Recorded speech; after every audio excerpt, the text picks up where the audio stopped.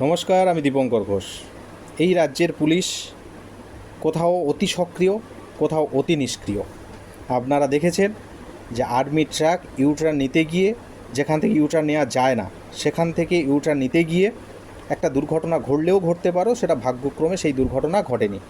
কলকাতা পুলিশের পুলিশ কমিশনারের গাড়ির সাথে দুর্ঘটনা ঘটলেও ঘটতে পারত, কিন্তু যেটা অন্যায়, যেটা ভুল, সেটা অন্যায়। তার জন্য আইনানুগ ব্যবস্থা কলকাতা পুলিশ নেবে, এটাই স্বাভাবিক।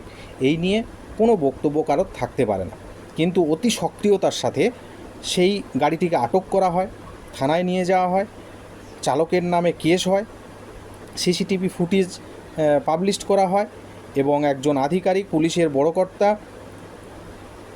খাতা বাড়ি নিয়ে বসে পড়েন এবং তার ব্যাখ্যা দেখান যে কীভাবে ওই গাড়িটি ভুল পথে যাচ্ছিল।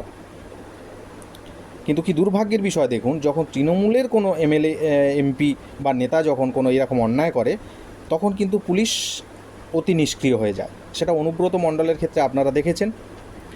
এবং ওই দিনে 2রা সেপ্টেম্বর তৃণমূলের এমএলএ শওকত মোল্লা যখন কনভয় নিয়ে আসছিলেন, তার কনভয়ের একটি গাড়ির আঘাতে একজন বাইক আরোহীর প্রাণ চলে যায়।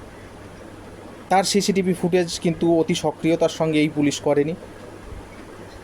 ওই ড্রাইভারের নামে কেস হয়নি, ওই গাড়িটিকে আটক করা হয়নি। এটা আপনারা দেখেছেন এই রাজ্যের পুলিশের ভূমিকা।